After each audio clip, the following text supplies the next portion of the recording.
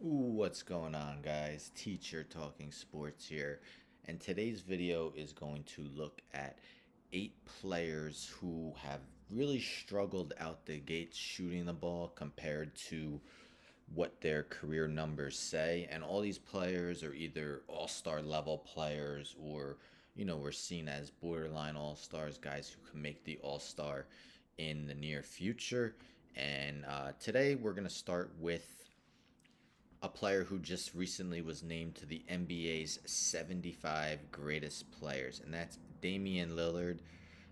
Through 10 games this year, if we look, shooting 35.1% from the field, a horrid 24.7% from the 3 point line at nearly 10 attempts a game. So that's not very good.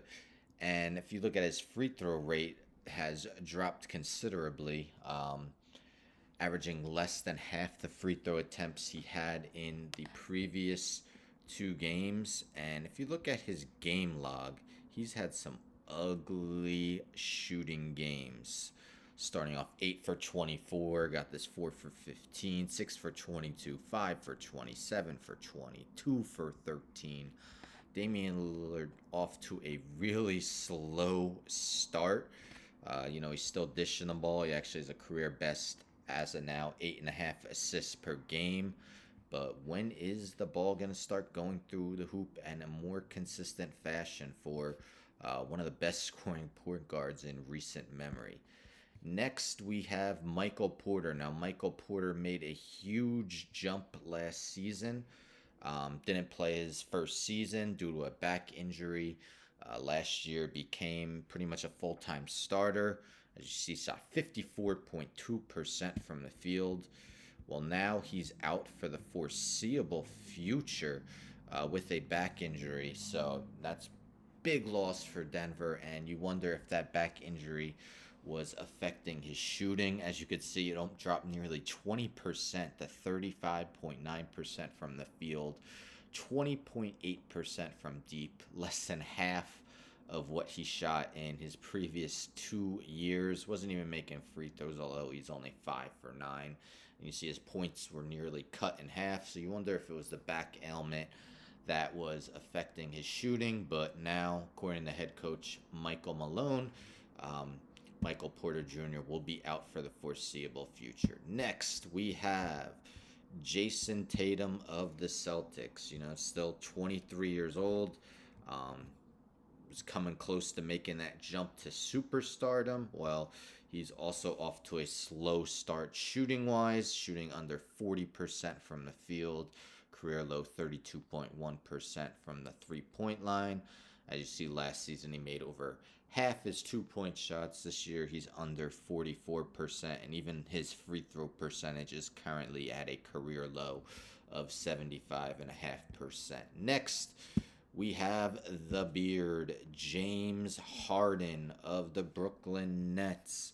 Of course, when the NBA made their rule changes about players initiating contact and not being given the call, that a lot of people thought that would really affect his game. And as you can see by the free throw attempts, it has thus far, as he's averaging only 4.6 free throws a game compared to see some of these seasons 10 plus, even last year 7.3 from the field, under 40%. I mean, he's shooting well from three. 40% would actually be a career high, but as you can see from 2 point territory, he's at 39.7% when the last 5 seasons he had shot at least 52.8% from 2 point territory. So James Harden, 3 time scoring champ. Look at those scoring numbers, and this year only at 18.3 so far.